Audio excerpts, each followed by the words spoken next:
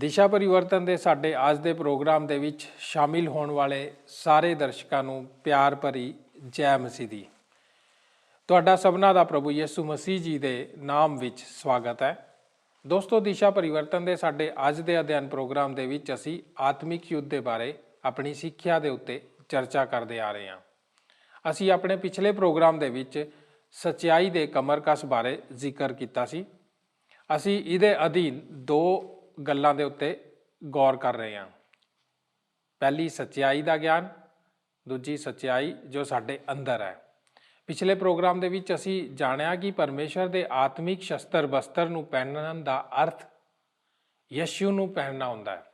ਹੁਣ ਅਸੀਂ ਇਸ ਤੋਂ ਅੱਗੇ ਵਧਾਂਗੇ ਔਰ ਆਪਣੇ ਅੱਜ ਦੇ ਪ੍ਰੋਗਰਾਮ ਦੇ ਵਿੱਚ ਆਤਮਿਕ ਯੁੱਧ ਦੀ ਸਿੱਖਿਆ ਨੂੰ ਜਾਰੀ ਰੱਖਾਂਗੇ। ਅੱਜ ਅਸੀਂ ਵੇਖਾਂਗੇ ਕਿ ਕਮਰ ਕੱਸੇ ਦਾ ਇਸਤੇਮਾਲ ਕਿਵੇਂ ਕੀਤਾ ਜਾਂਦਾ ਹੈ।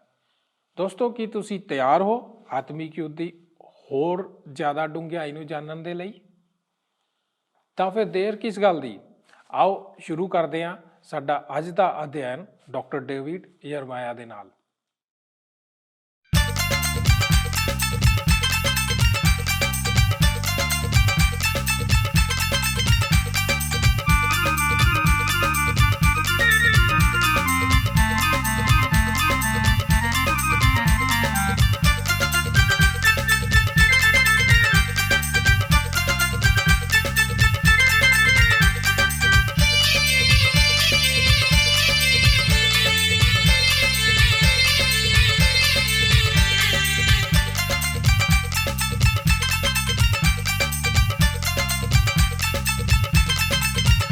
ਅਸੀਂ ਯਿਸੂ ਮਸੀਹ ਦੇ ਵਿੱਚ ਰੰਗੇ ਹਾਂ, ਕੋਈ ਜਾਣੇ ਨਾ ਜਾਣੇ।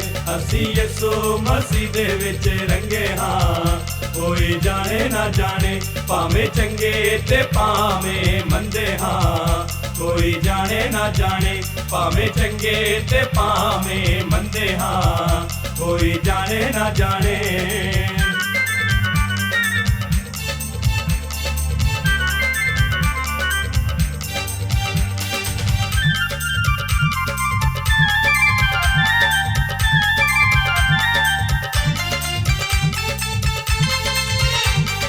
ਇੱਕ ਨੂਰ ਦੇ ਬੰਦੇ ਸਾਰੇ ਇੱਕੋ ਹੀ ਪਿਤਾ ਹਮਾਰਾ। ਇੱਕ ਨੂਰ ਦੇ ਬੰਦੇ ਸਾਰੇ ਇੱਕੋ ਹੀ ਪਿਤਾ ਹਮਾਰਾ। ਇੱਕ ਨੂਰ ਨਾਲ ਪੈਦਾ ਕੀਤਾ ਰੱਬ ਨੇ ਇਹ ਜਗ ਸਾਰਾ।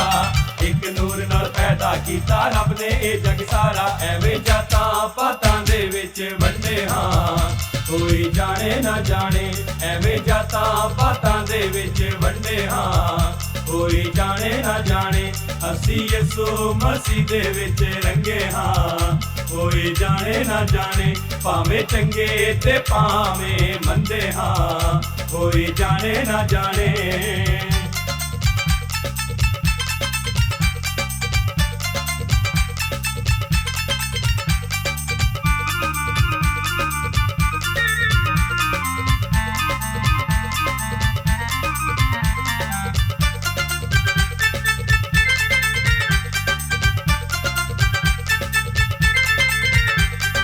ਭਾਵੇਂ ਅਸੀਂ ਕਮਲੇ ਰਮਲੇ, ਭਾਵੇਂ ਅਸੀਂ ਸਦਾਈ। ਭਾਵੇਂ ਅਸੀਂ ਕਮਲੇ ਰਮਲੇ, ਭਾਵੇਂ ਅਸੀਂ ਸਦਾਈ।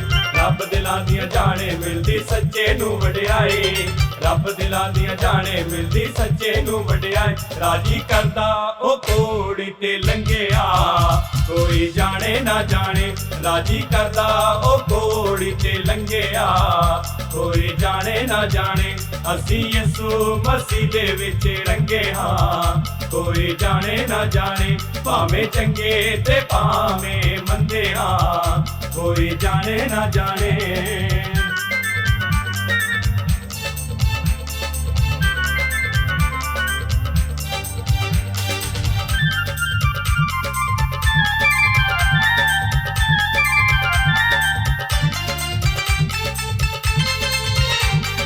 ਰੱਬ ਸਭਨਾ ਦਾ ਸਾਂਝਾ ਏ ਤੇ ਕਈ ਬਣੀਆਂ ਨੇ ਜਾਤਾਂ। ਰੱਬ ਸਭਨਾ ਦਾ ਸਾਂਝਾ ਏ ਤੇ ਕਈ ਬਣੀਆਂ ਨੇ ਜਾਤਾਂ। ਜਦੋਂ ਇੱਕ ਸਿਪਾਹੀ ਰੋਮੀ ਪੱਟਨ ਦੇ ਵਿੱਚੋਂ ਯੁੱਧ ਵਿੱਚ ਜਾਣ ਲਈ ਭੇਜਿਆ ਜਾਂਦਾ ਸੀ, ਤਦ ਉਹ ਇਸੇ ਤਰ੍ਹਾਂ ਕਰੇਗਾ। ਉਹ ਆਪਣੇ ਉੱਡਣ ਵਾਲੇ ਲੰਬੇ ਚੋਗੇ ਨੂੰ ਪਕੜੇਗਾ ਅਤੇ ਇਸ ਦੀਆਂ ਸਾਰੀਆਂ ਨੂੰ ਇੱਕ ਕਮਰ ਕੱਸੇ ਦੇ ਵਿੱਚ ਕੱਸ ਲਵੇਗਾ, ਜੋ ਕਿ ਉਸ ਦੀ ਕਮਰ ਦੇ ਦੁਆਲਾ ਲਗਾਇਆ ਜਾਂਦਾ ਹੈ। ਤਾਂ ਕਿ ਉਸ ਦੀਆਂ ਲੱਤਾਂ ਆਸਾਨੀ ਦੇ ਨਾਲ ਚੱਲ ਸਕਣ ਅਤੇ ਉਸ ਨੂੰ ਚੋਗੇ ਵਿੱਚ ਫਸ ਕੇ ਡਿੱਗਣ ਤੋਂ ਰੋਕਿਆ ਜਾ ਸਕੇ, ਜਿਸ ਦੇ ਫਲਸਰੂਪ ਉਹ ਯੁੱਧ ਵਿੱਚ ਇੱਕ ਸ਼ਿਕਾਰ ਹੋ ਕੇ ਨਾ ਗਿਰ ਜਾਵੇ। ਇਸ ਤਰ੍ਹਾਂ ਪੌਲੁਸ ਇਫਸੀਆਂ ਦੇ ਲੋਕਾਂ ਨੂੰ ਆਖ ਰਿਹਾ ਹੈ ਕਿ ਉਹਨਾਂ ਨੂੰ ਇਸ ਸਚਾਈ ਦੇ ਕਮਰ ਕੱਸੇ ਨੂੰ ਪਹਿਨਣਾ ਪੈਣਾ ਹੈ ਅਤੇ ਇਹ ਆਪਣੇ ਆਪ ਵਿੱਚ ਉਹਨਾਂ ਲਈ ਲੜਾਈ ਦੇ ਯੋਗ ਬਣਾਵੇਗਾ। ਇਹ ਉਹ ਪਹਿਲਾ ਕੰਮ ਹੈ ਜੋ ਉਹ ਕਰਦੇ ਸਨ। ਇਹ ਮੂਲ ਕੰਮ ਹੈ ਜੋ ਉਹ ਕਰਦੇ ਸਨ। ਸ਼ਾਇਦ ਇਹ ਸਾਡੇ ਲਈ ਇੱਕ ਯਾਦ ਕਰਾਉਣ ਵਾਲੀ ਗੱਲ ਹੈ ਕਿ ਇਬਰਾਨੀਆਂ ਦੀ ਪੱਤਰੀ ਦਾ ਲੇਖਕ ਕੀ ਆਖਦਾ ਹੈ ਜਦੋਂ ਉਹ ਲਿਖਦਾ ਹੈ ਕਿ ਸਾਨੂੰ ਹਰੇਕ ਭਾਰ ਨੂੰ ਹਟਾਉਣਾ ਪੈਣਾ ਹੈ, ਉਸ ਪਾਪ ਨੂੰ ਜੋ ਸਾਨੂੰ ਆਸਾਨੀ ਨਾਲ ਫਸਾ ਲੈਂਦਾ ਹੈ, ਅਤੇ ਸਾਨੂੰ ਧੀਰਜ ਨਾਲ ਉਸ ਦੌੜ ਨੂੰ ਦੌੜਨਾ ਪੈਣਾ ਹੈ। ਇਹ ਇੱਕ ਇਹੋ ਜਿਹੇ ਵਿਅਕਤੀ ਦੀ ਤਸਵੀਰ ਹੈ ਜੋ ਯੁੱਧ ਲਈ ਤਿਆਰ ਹੈ। ਉਹ ਲੰਬੇ ਚੋਗੇ ਦੇ ਵਿੱਚ ਫਸ ਕੇ ਡਿੱਗਣ ਨਹੀਂ ਜਾ ਰਿਹਾ, ਕਿਉਂਕਿ ਉਸ ਨੇ ਇਸ ਉੱਤੇ ਆਪਣਾ ਕਮਰ ਕੱਸਾ ਕੱਸਿਆ ਹੋਇਆ ਹੈ ਤਾਂ ਕਿ ਉਹ ਲੜਾਈ ਵਿੱਚ ਅੱਗੇ ਵੱਧ ਸਕੇ। ਹੁਣ ਉਹ ਸਿਪਾਹੀ ਦੂਸਰੀ ਗੱਲ ਵਜੋਂ ਕਮਰ ਕੱਸਦਾ ਹੈ ਇਸਤੇਮਾਲ ਉਸ ਥਾਂ ਵਜੋਂ ਕਰਦੇ ਸਨ ਜਿੱਥੇ ਉਹ ਆਪਣੇ ਹਥਿਆਰ ਨੂੰ ਟਿਕਾਉਂਦੇ ਸਨ, ਜਿਨ੍ਹਾਂ ਨੂੰ ਉਹ ਆਪਣੇ ਨਾਲ ਲਿਜਾਂਦੇ ਸਨ। ਮਿਸਾਲ ਵਜੋਂ ਇੱਕ ਤਲਵਾਰਬਾਜ਼ ਆਪਣੀ ਕਮਰ ਆਪਣੇ ਮੋਢੇ ਦੇ ਉੱਤੇ ਦੀ ਕੱਸੇਗਾ ਤਾਂ ਕਿ ਉਹ ਇਸ ਵਿੱਚੋਂ ਆਪਣੀ ਤਲਵਾਰ ਨੂੰ ਧੂ ਸਕੇ। ਤੀਰ ਅੰਦਾਜ਼ ਇੱਕ ਕਮਰ ਕੱਸ ਦੇ ਇਸਤੇਮਾਲ ਆਪਣੇ ਤਰਕਸ਼ ਨੂੰ ਸੰਭਾਲਣ ਦੇ ਲਈ ਕਰੇਗਾ, ਜਿਸ ਦੇ ਵਿੱਚ ਉਸ ਦੇ ਸਾਰੇ ਤੀਰ ਰੱਖੇ ਜਾਂਦੇ ਹਨ। ਸਿਪਾਹੀਆਂ ਦਾ ਕਮਰ ਕੱਸਾ ਆਮ ਤੌਰ ਤੇ ਇੱਕ ਚੌੜੀ ਚਮੜੇ ਦੀ ਪੇਟੀ ਹੁੰਦੀ ਸੀ ਜੋ ਕਿ ਕੱਪੜਿਆਂ ਨੂੰ ਇਕੱਠਾ ਰੱਖਦੀ ਸੀ ਅਤੇ ਇਹ ਆਪਣੀ ਕਾਫੀ ਸ਼ਕਤੀ ਦੇ ਵਿੱਚ ਹਮਲਾ ਕੀਤਾ ਜਾਣ ਵਾਲਾ ਹਥਿਆਰ ਨੂੰ ਸੰਭਾਲਦੀ ਸੀ, ਜਿਨ੍ਹਾਂ ਨੂੰ ਪਹਿਨ ਕੇ ਸਿਪਾਹੀ ਯੁੱਧ ਵਿੱਚ ਜਾਂਦਾ ਸੀ। ਰੋਮੀ ਸਿਪਾਹੀ ਅਕਸਰ ਆਪਣੇ ਦਿੱਤੇ ਹੋਏ ਇਨਾਮਾਂ ਨੂੰ ਵੀ ਉਸ ਪੇਟੀ ਦੇ ਵਿੱਚ ਲਗਾਉਂਦੇ ਸੀ। ਮਿਸਾਲ ਵਜੋਂ ਜੇਕਰ ਉਹ ਇੱਕ ਕਾਫੀ ਸੁਲਝਿਆ ਹੋਇਆ ਅਤੇ ਇਨਾਮ ਦਿੱਤਾ ਹੋਇਆ ਸਿਪਾਹੀ ਹੋਵੇ ਤਦ ਉਹ ਆਪਣੇ ਮੈਡਲ ਜਾਂ ਫਿਰ ਕਿਸੇ ਦਿੱਤੇ ਹੋਏ ਤਗਮੇ ਨੂੰ ਇਸ ਪੇਟੀ ਦੇ ਵਿੱਚ ਲਗਾਉਂਦਾ ਸੀ। ਇਸ ਤਰ੍ਹਾਂ ਉਹ ਸਿਪਾਹੀ ਯੁੱਧ ਦੇ ਵਿੱਚ ਜਾਂਦਾ ਸੀ। ਜਦੋਂ ਉਹ ਅੱਗੇ ਵੱਧਦਾ ਸੀ, ਆਪ ਦੱਸ ਸਕਦੇ ਹੋ ਕਿ ਆਪ ਕਿਸ ਤਰ੍ਹਾਂ ਦੇ ਯੋਧਾ ਹੋ। ਉਹ ਇੱਕ ਸੰਸੀਅਤ ਸਿਪਾਹੀ ਜੇਕਰ ਹੋਵੇ ਤਦ ਆਪ ਜਾਣ ਲਵੋਗੇ ਕਿ ਇਸ ਤੋਂ ਪਹਿਲਾਂ ਵੀ ਉਹ ਯੁੱਧ ਦੇ ਵਿੱਚ ਜਾ ਚੁੱਕਿਆ ਹੈ ਅਤੇ ਉਸਨੇ ਰੋਮੀ ਰਾਜਾ ਦੇ ਲਈ ਆਪਣੇ ਆਪ ਨੂੰ ਇੱਕ ਸਿਪਾਹੀ ਵਜੋਂ ਅਲੱਗ ਕੀਤਾ ਗਿਆ ਹੈ। ਨੰਬਰ 1, ਸਚਾਈ ਦਾ ਗਿਆਨ। ਇਸ ਤਰ੍ਹਾਂ ਇਹ ਬੜੀ ਰੋਚਕ ਗੱਲ ਹੈ ਕਿ ਪਹਿਰਾਵੇ ਦਾ ਇਹ ਮੂਲ ਭਾਗ ਜੋ ਕਿ ਇਸ ਦਾ ਇੱਕ ਹਿੱਸਾ ਹੈ, ਭਾਵੇਂ ਇਹ ਲਾਜ਼ਮੀ ਤੌਰ ਤੇ ਉਸ ਸ਼ਾਸਤਰ ਵਸਤਰ ਦੇ ਸ਼ਾਮਿਲ ਨਹੀਂ ਹੈ, ਇਹ ਪਹਿਰਾਵੇ ਦਾ ਪਹਿਲਾ ਹਿੱਸਾ ਜਿਸ ਦੇ ਬਾਰੇ ਪੌਲੁਸ ਗੱਲ ਕਰ ਰਿਹਾ ਹੈ। ਸਾਨੂੰ ਇਸ ਨੂੰ ਪਹਿਨਣਾ ਪੈਣਾ ਹੈ। ਇੱਥੇ ਇਸ ਨੂੰ ਸਚਾਈ ਦਾ ਕਮਰ ਕੱਸ ਆਖਿਆ ਗਿਆ ਹੈ। ਸਚਾਈ ਸਿਪਾਹੀ ਦੇ ਸ਼ਾਸਤਰ ਵਸਤਰ ਦੀ ਠੀਕ ਬੁਨਿਆਦ ਸਚਾਈ ਹੈ। ਖਲੋ ਜਾਓ, ਉਹ ਆਖਦਾ ਹੈ ਕਿ ਆਪਣੇ ਆਪ ਨੂੰ ਸਚਾਈ ਦਾ ਕਮਰ ਕੱਸਾ ਪਹਿਨ ਕੇ ਖਲੋ ਜਾਓ। ਅਸੀਂ ਸਿੱਖ ਚੁੱਕੇ ਹਾਂ ਕਿ ਸ਼ੈਤਾਨ ਦਾ ਮੂਲ ਹਮਲਾ ਇੱਕ ਵਿਸ਼ਵਾਸੀ ਦੇ ਵਿਰੁੱਧ ਇੱਕ ਧੋਖੇਬਾਜ਼ ਵਜੋਂ ਹੁੰਦਾ ਹੈ। ਯਹੂਨਾ ਦੀ ਅੰਜੀਲ 8 ਅਧਿਆਏ ਵਿੱਚ ਆਖਿਆ ਗਿਆ ਹੈ, ਸ਼ੈਤਾਨ ਝੂਠਾ ਹੈ, ਉਸ ਵਿੱਚ ਕੋਈ ਸਚਾਈ ਨਹੀਂ ਹੈ। ਉਹ ਕੁਧਰਮ ਦੇ ਧੋਖੇ ਦੇ ਨਾਲ ਨਾਸ਼ ਕਰਦਾ ਹੈ, ਸਤਾਉਂਦਾ ਹੈ ਅਤੇ ਧਿਆਨਦਾਰੀ ਵਿੱਚ ਹੋ ਕੇ ਚੱਲਣ ਤੋਂ ਸਾਨੂੰ ਰੋਕਦਾ ਹੈ। ਇਸ ਤਰ੍ਹਾਂ ਉਹ ਯੁੱਧ ਜੋ ਕਿ ਉਸ ਧੋਖਾ ਦੇਣ ਵਾਲੇ ਨਾਲ ਅਸੀਂ ਲੜ ਰਹੇ ਹਾਂ, ਉਹ ਸਾਡੇ ਖੁਦ ਦੇ ਜੀਵਨ ਵਿੱਚ ਸਚਾਈ ਨੂੰ ਲਾਗੂ ਕਰਨ ਦੇ ਦੁਆਰਾ ਹੈ। ਮਸੀਹ ਸਚਾਈ ਅਤੇ ਸੱਚਾ ਪਰਮੇਸ਼ਰ ਸ਼ੈਤਾਨ ਦੇ ਹਮਲਿਆਂ ਦੇ ਵਿਰੁੱਧ ਸਾਡਾ ਸ਼ਸਤਰ ਹੈ।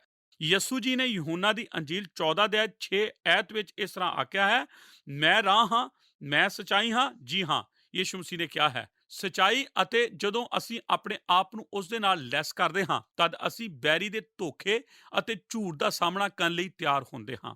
ਹੁਣ ਇਸ ਦੀ ਆਸ ਵਿਆਖਿਆ ਜੋ ਇਸ ਦਾ ਅਰਥ ਹੁੰਦਾ ਹੈ, ਇਹ ਸਾਡੇ ਸਾਰਿਆਂ ਦੇ ਲਈ ਸਪਸ਼ਟ ਹੋਣਾ ਚਾਹੀਦਾ ਹੈ। ਅਸੀਂ ਆਪਣੇ ਆਪ ਨੂੰ ਸਚਾਈ ਦੇ ਨਾਲ ਕਿਵੇਂ ਲੈਸ ਕਰਦੇ ਹਾਂ? ਜੀ ਹਾਂ, ਮੈਂ ਵਿਸ਼ਵਾਸ ਕਰਦਾ ਹਾਂ ਕਿ ਜੋ ਕੁਝ ਪੌਲੁਸ ਨੇ ਇੱਥੇ ਮੁੱਖ ਤੌਰ ਤੇ ਜ਼ਿਕਰ ਕੀਤਾ ਹੈ ਉਹ ਇਹੀ ਹੈ ਕਿ ਉਹ ਵਿਸ਼ਵਾਸੀ ਬੈਰੀ ਦੇ ਨਾਲ ਯੁੱਧ ਕਰਨ ਦੇ ਲਈ ਉਸ ਨੂੰ ਪਰਮੇਸ਼ਰ ਦੇ ਬਾਰੇ ਸਚਾਈ ਨੂੰ ਜਾਣਨ ਦੀ ਜ਼ਰੂਰਤ ਹੈ।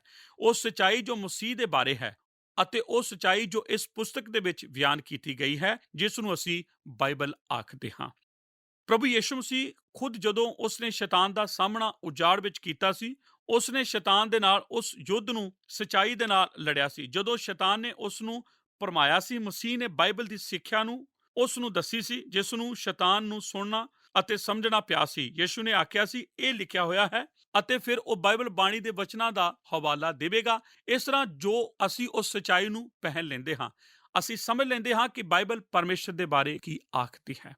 ਹੇ ਮਨੁੱਖੋ ਅਤੇ ਔਰਤੋ, ਮੈਂ ਸੋਚਦਾ ਹਾਂ ਕਿ ਮਸੀਹ ਲੋਕਾਂ ਦੇ ਲਈ ਦੁਬਾਰਾ ਫਿਰ ਇਸ ਗੱਲ ਨੂੰ ਨਿਸ਼ਚਿੰਤ ਕਰਨ ਦੇ ਲਈ ਇੱਕ ਸਪਸ਼ਟ ਬੁਲਾਵਾ ਹੈ ਕਿ ਉਹ ਸਿੱਖਿਆ ਦਾ ਅਧਿਐਨ ਗਹਿਰਾਈ ਨਾਲ ਕਰਨ। ਨੇਚਾ ਵੱਲੋਂ ਮਨੁੱਖਾਂ ਅਤੇ ਔਰਤਾਂ ਨੂੰ ਪਰਮੇਸ਼ਰ ਦੇ ਵਚਨ ਦੀ ਸਿੱਖਿਆ ਨੂੰ ਜਾਣਨਾ ਜ਼ਰੂਰੀ ਹੈ। ਆਪ ਗੌਰ ਕਰੋ, ਜੋ ਸਿੱਖਿਆ ਹੈ ਉਹ ਇੱਕ ਨਿਯਤਮ ਸਚਾਈ ਹੈ। ਸਿੱਖਿਆ ਪਰਮੇਸ਼ਰ ਦੇ ਵਚਨ ਦੀ ਨਿਯਤਮ ਸਚਾਈ ਹੈ ਅਤੇ ਇਸ ਦੀ ਇੱਕ ਇਹੋ ਜਿਹੀ ਕਿਸਮ ਹੈ ਤਾਂ ਕਿ ਅਸੀਂ ਜੀਵਨ ਦੇ ਮਸਲਿਆਂ ਦੇ ਬਾਰੇ ਸਪਸ਼ਟ ਤੌਰ ਤੇ ਜਾਣ ਅਤੇ ਸੋਚ ਸਕੀਏ। ਸ਼ੈਤਾਨ ਕਈ ਫਿਰਕਾਂ ਵਿੱਚ ਵਿਸ਼ਵਾਸੀ ਉੱਤੇ ਹਮਲਾ ਕਰਦਾ ਹੈ ਅਤੇ ਸਾਡੇ ਲਈ ਉਸ ਸਚਾਈ ਦੇ ਨਾਲ ਲੈਸ ਹੋਣ ਦਾ ਨਿਸ਼ਚਿਤ ਅਰਥ ਇਹ ਹੁੰਦਾ ਹੈ ਕਿ ਅਸੀਂ ਉਸ ਸਚਾਈ ਨੂੰ ਲਈਏ ਅਤੇ ਉਸ ਨੂੰ ਸਥਾਪਿਤ ਕਰੀਏ ਅਤੇ ਅਸੀਂ ਇਸ ਨੂੰ ਇੱਕ ਪ੍ਰਾਣੀ ਵਜੋਂ ਨਿਯਤਮ ਕਰੀਏ ਅਤੇ ਅਸੀਂ ਇਸ ਨੂੰ ਮੂੰਹ ਜ਼ਬਾਨੀ ਯਾਦ ਕਰੀਏ ਤਾਂ ਕਿ ਜਦੋਂ ਵੀ ਬੈਰੀ ਆ ਕੇ ਸਾਡੇ ਉੱਤੇ ਹਮਲਾ ਕਰਦਾ ਹੈ ਤਦ ਅਸੀਂ ਸਚਾਈ ਦਾ ਇੱਕ ਦੇਹ ਸਾਡੇ ਕੋਲ ਹੋਵੇ ਜਿਸ ਦੇ ਬਾਰੇ ਸਾਨੂੰ ਗਿਆਨ ਹੋਵੇ ਅਤੇ ਅਸੀਂ ਉਸ ਸ਼ੈਤਾਨ ਵੈਰੀ ਨਾਲ ਇਹੋ ਜਿਹਾ ਕਰ ਸਕੀਏ ਜੋ ਕੁਝ ਯਿਸੂ ਨੇ ਸ਼ੈਤਾਨ ਨਾਲ ਉਜਾੜ ਵਿੱਚ ਕੀਤਾ ਸੀ। ਇਹ ਸੱਚਮੁੱਚ ਨਿਸ਼ਚਿਤ ਤੌਰ ਤੇ ਮਸੀਹਤ ਹੀ ਅਗਿਆਨਤਾ ਨੂੰ ਹੋਰ ਵੀ ਜ਼ਿਆਦਾ ਚਮਕਾਉਂਦਾ ਹੈ ਅਤੇ ਇਹ ਸਾਨੂੰ ਇਹ ਸਮਝਾਉਣ ਵਿੱਚ ਮਦਦ ਕਰਦਾ ਹੈ ਕਿਉਂ ਇਸ ਜ਼ਮਾਨੇ ਵਿੱਚ ਬਹੁਤ ਸਾਰੇ ਯੋਧੇ ਢਹਿ ਢੇਰੀ ਹੋ ਰਹੇ ਹਨ। ਸਾਡੇ ਲਈ ਇਹ ਸੰਭਵ ਹੈ ਕਿ ਅਸੀਂ ਆਪਣੇ ਜੀਵਨਾਂ ਵਿੱਚ ਮਸੀਹੀ ਜੀਵਨਾਂ ਵਿੱਚ ਸਤੌ ਉੱਤੇ ਜਿਉਂਦੇ ਵੱਧਦੇ ਜਾਈਏ। ਸਿਰਫ ਇੱਕ ਬੁੱਧੀਪੂਰਨ ਗੱਲਬਾਤ ਕਰਨ ਜਾਣਦੇ ਹੋਣ ਵਜੋਂ ਜੋ ਗੱਲਬਾਤ ਕਿਸੇ ਹੋਰ ਇਸੇ ਤਰ੍ਹਾਂ ਬਰਾਬਰ ਨਾ ਜਾਣਨ ਵਾਲੇ ਵਿਸ਼ਵਾਸੀ ਦੇ ਨਾਲ ਕੀਤੀ ਜਾਂਦੀ ਹੈ। ਜਦੋਂ ਇਸ ਤਰ੍ਹਾਂ ਵਰਪਦਾ ਹੈ ਤਦ ਅਸੀਂ ਦੁਸ਼ਟ ਦੇ ਦੁਆਰਾ ਕਾਇਲ ਕੀਤੇ ਜਾਣ ਦੇ ਯੋਗ ਬਣਾਏ ਜਾਂਦੇ ਹਾਂ। ਪਰਮੇਸ਼ਵਰ ਨੇ ਸਾਨੂੰ ਪਰਮੇਸ਼ਰ ਦੀ ਬਾਣੀ ਦੀ ਸਿੱਖਿਆ ਦੇਣ ਲਈ ਬੁਲਾਇਆ ਹੈ। ਜੇਕਰ ਪਰਮੇਸ਼ਰ ਦੇ ਲੋਕ ਸਚਾਈ ਦੇ ਕਮਰ ਕੱਸੇ ਨੂੰ ਆਪਣੇ ਲਈ ਲੈ ਲੈਣ, ਪਰਮੇਸ਼ਰ ਬਾਰੇ ਉਸ ਦੇ ਗਿਆਨ ਨੂੰ ਅਤੇ ਉਸ ਦੇ ਵਚਨ ਨੂੰ ਅਤੇ ਇਸ ਨੂੰ ਉਹਨਾਂ ਦੇ ਮਸੀਹੀ ਜੀਵਨ ਦੇ ਪਹਿਰਾਵੇ ਵਜੋਂ ਬਣਾਉਣ, ਤਦ ਕਈ ਲੋਕਾਂ ਦੇ ਜੀਵਨ ਵਿੱਚ ਜਲਦੀ ਹੀ ਸ਼ੈਤਾਨ ਨੂੰ ਉਸ ਦੇ ਕਾਰਜ ਤੋਂ ਬਾਹਰ ਕੀਤਾ ਜਾ ਸਕੇਗਾ। ਹੁਣ ਮੈਂ ਇਸ ਨੂੰ ਬਹੁਤ ਰੋਚਕ ਤੌਰ ਤੇ ਲੈਂਦਾ ਹਾਂ ਜਦੋਂ ਮੈਂ ਪੌਲੁਸ ਦੀਆਂ ਪੱਤਰੀਆਂ ਨੂੰ ਪੜ੍ਹਦਾ ਹਾਂ। ਠੀਕ ਇਹੋ ਹੀ ਹੈ ਜੋ ਕੁਝ ਪੌਲੁਸ ਨੇ ਪ੍ਰਾਰਥਨਾ ਕੀਤੀ ਸੀ ਜਦੋਂ ਕਿ ਉਸ ਨੇ ਕਲੀਸਿਆਵਾਂ ਦੇ ਲਈ ਪ੍ਰਾਰਥਨਾ ਕੀਤੀ ਸੀ। ਆਪਣੀਆਂ ਬਾਈਬਲਾਂ ਵਿੱਚ ਇਫਸੀਆਂ ਦੀ ਪੱਤਰੀ ਪਹਿਲੇ ਅਧਿਆਇ ਨੂੰ ਕੱਢੋ ਅਤੇ ਹੋਰ ਕਿਸੇ ਚੀਜ਼ ਨਾਲੋਂ ਵੱਧ ਕੇ ਵੀ ਪੌਲੁਸ ਦੇ ਮਨ ਵਿੱਚ ਇਹ ਇੱਛਾ ਸੀ ਕਿ ਕਲੀਸਿਆਵਾਂ ਜਿਨ੍ਹਾਂ ਦੇ ਵਿੱਚ ਉਸ ਨੇ ਸੇਵਾ ਕੀਤੀ ਸੀ ਅਤੇ ਉਹ ਕਲੀਸਿਆਵਾਂ ਜਿਨ੍ਹਾਂ ਨੂੰ ਉਸ ਨੇ ਲਿਖਿਆ ਸੀ ਕਿ ਇਹ ਕਲੀਸਿਆਵਾਂ ਆਪਣੇ ਆਪ ਨੂੰ ਸਚਾਈ ਦੇ ਕਮਰ ਕੱਸੇ ਦੇ ਨਾਲ ਲੈਸ ਕਰਨ। ਇਫਸੀਆਂ ਦੀ ਪੱਤਰੀ ਦੇ ਪਹਿਲੇ ਅਧਿਆਇ ਵਿੱਚ ਉਸ ਦੀ 15 ਐਤ ਤੋਂ ਅੱਗੇ ਗੌਰ ਕਰੋ। ਇਸ ਕਾਰਨ ਮੈਂ ਵੀ ਜਾਂ ਤੁਹਾਡੀ ਨੇਚਾ ਨੂੰ ਜੋ ਪ੍ਰਭੂ ਯਿਸੂ ਦੇ ਉੱਤੇ ਹੈ ਅਤੇ ਉਸ ਪ੍ਰੇਮ ਨੂੰ ਜੋ ਸਭਨਾ ਸੰਤਾਂ ਦੇ ਲਈ ਹੈ ਸੁਣਿਆ ਹੈ ਤਾਂ ਆਪਣੀਆਂ ਪ੍ਰਾਰਥਨਾ ਵਿੱਚ ਤੁਹਾਨੂੰ ਚੇਤੇ ਕਰਦਾ ਤੁਹਾਡੇ ਲਈ ਧੰਨਵਾਦ ਕਰਨ ਤੋਂ ਨਹੀਂ ਹਟਦਾ। ਭਾਈ ਸਾਡੇ ਪ੍ਰਭੂ ਯਿਸੂ ਮਸੀਹ ਦਾ ਪਰਮੇਸ਼ਰ ਜਿਹੜਾ ਤੇਜ ਦਾ ਪਿਤਾ ਹੈ ਆਪਣੀ ਪੂਰੀ ਪਹਿਚਾਨ ਵਿੱਚ ਗਿਆਨ ਅਤੇ ਪ੍ਰਕਾਸ਼ ਦਾ ਆਤਮਾ ਤੁਹਾਨੂੰ ਦਾਨ ਕਰੇ ਕਿ ਇਹ ਤੁਹਾਡੇ ਦਿਲਾਂ ਦੀਆਂ ਅੱਖਾਂ ਨੂੰ ਚਾਨਣ ਹੋਵੇ ਤਾਂ ਜੋ ਤੁਸੀਂ ਜਾਣ ਲਵੋ ਭਾਈ ਉਹਦੇ ਸੱਦੇ ਤੋਂ ਕੀ ਆਸ ਹੁੰਦੀ ਹੈ, ਸੰਤਾਂ ਵਿੱਚ ਉਹਦੇ ਤੇਜਵਾਨ ਅਧਿਕਾਰ ਦਾ ਧਨ ਕੀ ਹੈ ਅਤੇ ਅਸਾਂ ਨੇਚਾਵਾਨਾਂ ਵੱਲ ਉਹਦੀ ਸਾਮਰਥ ਦਾ ਅਤਿਅੰਤ ਵੱਡਾਪਣ ਉਹਦੀ ਵੱਡੀ ਸ਼ਕਤੀ ਦੇ ਅਮਲ ਅਨੁਸਾਰ ਕੀ ਹੈ। ਮੈਂ ਇਸ ਤੋਂ ਅੱਗੇ ਇਸ ਨੂੰ ਬਾਕੀ ਹਿੱਸੇ ਨੂੰ ਪੜ੍ਹਦਾ ਹਾਂ, ਪਰ ਆਪ ਉਸ ਸੰਦੇਸ਼ ਬਾਰੇ ਗੌਰ ਕਰੋ ਜੋ ਪੌਲੁਸ ਦੇ ਦਿਲ ਵਿੱਚ ਸੀ। ਉਸ ਦੀ ਇਹ ਗਹਿਰੀ ਇੱਛਾ ਸੀ ਕਿ ਇਫਸੀਆਂ ਦੇ ਲੋਕ ਸਚਾਈ ਦੇ ਨਾਲ ਲੈਸ ਕੀਤੇ ਜਾਣ। ਇਹ ਕੀ ਹੈ? ਇਹ ਪਰਮੇਸ਼ਰ ਨੂੰ ਜਾਣਨਾ ਅਤੇ ਉਹ ਪਰਮੇਸ਼ਰ ਦੇ ਨਾਲ ਸੰਬੰਧਿਤ ਸਿੱਖਿਆ ਨੂੰ ਜਾਣਨ ਅਤੇ ਉਹ ਪਰਮੇਸ਼ਰ ਦੀ ਸਚਾਈ ਨੂੰ ਸਮਝ ਲੈਣ ਅਤੇ ਇਸ ਦੇ ਨਾਲ ਉਹ ਬੈਰੀ ਦਾ ਸਾਹਮਣਾ ਕਰਨ ਦੇ ਲਈ ਤਿਆਰ ਰਹਿਣ, ਕਿਉਂਕਿ ਇਹ ਯਾਦ ਰੱਖੋ ਕਿ ਉਸ ਬੈਰੀ ਦੀ ਪਹਿਲੀ ਯੋਜਨਾ ਇੱਕ ਵਿਸ਼ਵਾਸੀ ਦੇ ਵਿਰੁੱਧ ਉਸ ਨੂੰ ਧੋਖਾ ਦੇਣ ਦੀ ਹੈ। ਜਦੋਂ ਆਪ ਨਿਰਾਸ਼ ਮਹਿਸੂਸ ਕਰਦੇ ਹੋ, ਜਦੋਂ ਆਪ ਹਰਾਏ ਗਏ ਮਹਿਸੂਸ ਕਰਦੇ ਹੋ, ਜਦੋਂ ਵੀ ਆਪ ਇਸ ਦੇ ਬਾਰੇ ਅਨਿਸ਼ਚਿਤ ਹੋਵੋ ਕਿ ਕੀ ਕੀਤਾ ਜਾਵੇ ਅਤੇ ਜਦੋਂ ਆਪ ਸ਼ਸ਼ੋਪਨ ਵਿੱਚ ਪਏ ਹੋਵੋ ਅਤੇ ਗਿਰੇ ਹੋਵੋ ਅਤੇ ਨਿਰਾਸ਼ ਹੋਵੋ, ਤਦ ਉਸ ਵਿੱਚੋਂ ਕੁਝ ਕੁ ਸ਼ੈਤਾਨ ਵੱਲੋਂ ਹੋ ਸਕਦਾ ਹੈ ਅਤੇ ਬਿਹਤਰ ਹੈ ਕਿ ਆਪ ਇਸ ਨੂੰ ਚੰਗੀ ਤਰ੍ਹਾਂ ਜਾਣ ਲਓ ਕਿ ਪਰਮੇਸ਼ਰ ਦੀ ਬਾਣੀ ਦੇ ਵਿੱਚੋਂ ਇਸ ਨਾਲ ਕਿਵੇਂ ਨਿਪਟਣਾ ਹੈ। ਪਰਮੇਸ਼ਰ ਦੀ ਬਾਣੀ ਵਿੱਚ ਵਾਅਦੇ ਪਾਏ ਜਾਂਦੇ ਹਨ ਜੋ ਇਸ ਵੈਰੀ ਦੇ ਨਾਲ ਲੜਨ ਵਿੱਚ ਆਪ ਦੀ ਮਦਦ ਕਰਦੇ ਹਨ। ਆਪ ਨੂੰ ਉਹਨਾਂ ਵਾਅਦਿਆਂ ਨੂੰ ਜਾਣਨ ਦੀ ਜ਼ਰੂਰਤ ਹੈ। ਆਪ ਨੂੰ ਆਪਣੇ ਮਨ ਦੀ ਕਮਰ ਨੂੰ ਪਰਮੇਸ਼ਰ ਦੀ ਸਚਾਈ ਦੇ ਤਰੀਕੇ ਨਾਲ ਕੱਸਣ ਦੀ ਜ਼ਰੂਰਤ ਹੈ। ਸੱਚਮੁੱਚ ਪਰਮੇਸ਼ਰ ਦੀ ਸਚਾਈ ਦੇ ਬਾਰੇ ਉਤੇਜਿਤ ਗੱਲ ਇਹ ਹੈ, ਇਹ ਕੱਲ ਅੱਜ ਅਤੇ ਹਮੇਸ਼ਾ ਦੇ ਲਈ ਇੱਕੋ ਜਿਹੀ ਹੈ। ਇੱਕ ਅਨਿਸ਼ਚਿਤ ਅਤੇ ਬਦਲ ਰਹੇ ਜਗਤ ਦੇ ਵਿੱਚ ਪਰਮੇਸ਼ਰ ਦੀ ਸਚਾਈ ਯੋਧੇ ਦੇ ਲਈ ਇੱਕ ਮਹਾਨ ਉਤਸ਼ਾਹ ਹੈ। ਮੈਂ ਇੱਕ ਮਨੁੱਖ ਦੀ ਕਹਾਣੀ ਦੇ ਵਿੱਚ ਆਨੰਦਿਤ ਹਾਂ ਜੋ ਕਿ ਇੱਕ ਆਪਣੇ ਪੁਰਾਣੇ ਦੋਸਤ ਕੋਲ ਆਇਆ ਸੀ, ਇੱਕ ਸੰਗੀਤ ਦੇ ਦੇਣ ਵਾਲੇ ਦੇ ਕੋਲ, ਅਤੇ ਉਸ ਨੇ ਉਸ ਨੂੰ ਇਸ ਤਰ੍ਹਾਂ ਆਖਿਆ ਕਿ ਅਸੀਂ ਆਪਣੇ ਦੋਸਤ ਨੂੰ ਇਸੇ ਤਰ੍ਹਾਂ ਅਕਸਰ ਸੰਬੋਧਿਤ ਕਰਦੇ ਹਾਂ। ਉਸ ਨੇ ਆਖਿਆ, ਖੁਸ਼ਖਬਰੀ ਕੀ ਹੈ? ਉਸ ਬਜ਼ੁਰਗ ਮਨੁੱਖ ਨੇ ਕਦੇ ਵੀ ਇੱਕ ਵਚਨ ਨੂੰ ਨਹੀਂ ਬੋਲਿਆ। ਉਹ ਆਪਣੇ ਪਿਆਨੋ ਦੇ ਕੋਲ ਜਾਂਦਾ ਅਤੇ ਉਸ ਪਿਆਨੋ ਦੇ ਉੱਤੇ ਉਸ ਨੂੰ ਵਜਾਉਣ ਦਾ ਆਰੰਭ ਕਰਨ ਦੇ ਲਈ ਇੱਕ ਬਟਨ ਲੱਗਾ ਹੋਇਆ ਹੁੰਦਾ ਸੀ। ਉਹ ਉਸ ਨੂੰ ਲੈਂਦਾ ਅਤੇ ਇਸ ਨੂੰ ਪਿਆਨੋ ਉੱਤੇ ਮਾਰਦਾ ਅਤੇ ਜਿਹੜੀ ਇਸ ਦੇ ਵਿੱਚੋਂ ਆਵਾਜ਼ ਨਿਕਲਦੀ ਤਦ ਉਹ ਆਖਦਾ, ਅੱਜ ਇਹ ਹੈ ਅਤੇ 1000 ਬਰੇ ਪਹਿਲਾਂ ਵੀ ਇਹ ਸੀ, 10,000 ਸਾਲ ਬਾਅਦ ਵੀ ਹੋਣ ਤੋਂ ਬਾਅਦ ਵੀ ਇਹ ਹੀ ਹੋਵੇਗਾ। ਉਹਦਾ ਸਰ ਉੱਚੀ ਆਵਾਜ਼ ਦੇ ਵਿੱਚ ਉੱਪਰ ਉੱਠਦਾ ਹੈ ਅਤੇ ਉੱਚੀ ਮਰਦਾਨੀ ਆਵਾਜ਼ ਉਸਦੀ ਸਾਰੀ ਉੱਚੀ ਧੁਨ ਨੂੰ ਉਸ ਕਮਰੇ ਵਿੱਚ ਖਿਲਾਰ ਦਿੰਦੀ ਹੈ ਅਤੇ ਨੀਵੀਂ ਮਤਾਂ ਦਾ ਸੰਗੀਤ ਅੱਜ ਕੱਲ੍ਹ ਨਹੀਂ ਰਹਿ ਗਿਆ, ਪਰ ਉਸ ਨੂੰ ਤਾਂ ਇਹ ਉਦੋਂ ਆਖਿਆ ਸੀ ਜਦੋਂ ਉਸ ਨੇ ਪਿਆਨੋ ਦੇ ਉੱਤੇ ਆਪਣਾ ਹੱਥ ਮਾਰਿਆ ਸੀ। ਅਤੇ ਮੇਰੇ ਦੋਸਤੋ, ਇਹ ਹੀ ਖੁਸ਼ਖਬਰੀ ਅੱਜ ਸਾਡੇ ਲਈ ਹੈ। ਮੈਂ ਉਸ ਨੂੰ ਸਮਝਦਾ ਹਾਂ ਕਿ ਉਹ ਕੀ ਗੱਲ ਕਰ ਰਿਹਾ ਹੈ।